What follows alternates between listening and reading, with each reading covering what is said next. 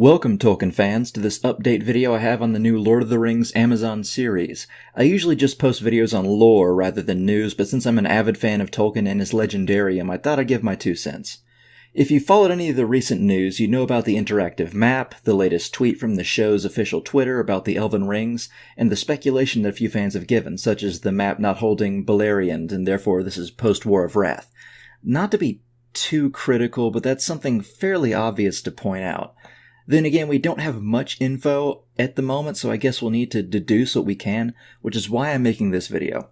So, articles in the past have indicated a number of things. Peter Jackson is interested in the new series, though he'll likely just be a consultant rather than a director.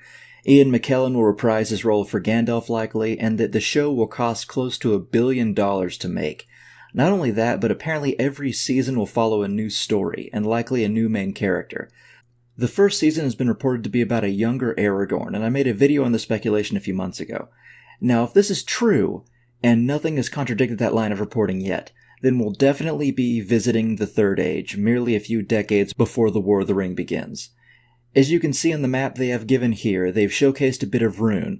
I watched a video on the recent news of the series today, and I was a bit taken aback by the YouTuber saying the map shows past Rhûn.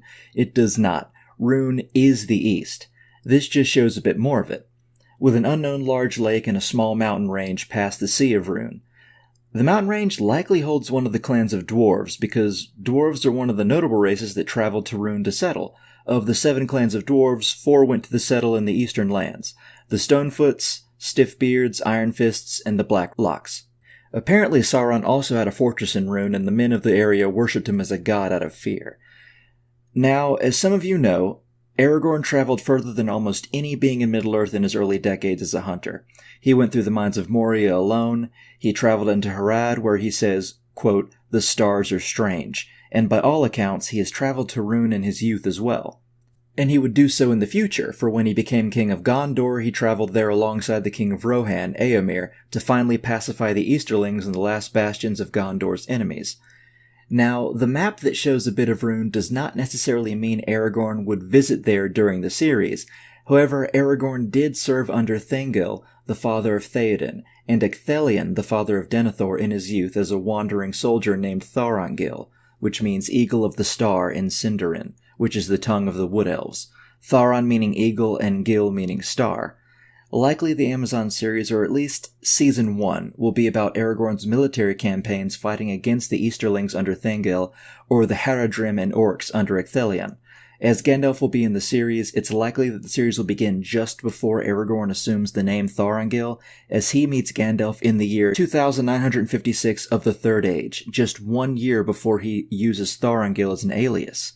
Aragorn would be only 25 years old when he meets Gandalf, and to give some context, he would be 87 at the start of the War of the Ring and 88 at the end of the war. Likely this will be a story of Aragorn learning his place as an exile and an orphan, fighting dangerous foes and growing into himself as the doughty ranger of the North we all know from the books and movies. Unfortunately, other than that bit of speculation, I can say little else. I am very skittish when it comes to seeing this series as a good thing, as I have never seen a television series that doesn't take liberties when it comes to lore or storytelling to pander to audiences. I know it's just a video game, but still. Just look at Shadow of War. While that wasn't as bad as some people say, it did take quite a lot of liberties. However, I hope I am wrong, and when there is more news enough to give an informative breakdown as I just did, I will make another video. Thanks for watching. Please hit like or subscribe if you care to, and share if you found this informative. It really helps the channel. See ya!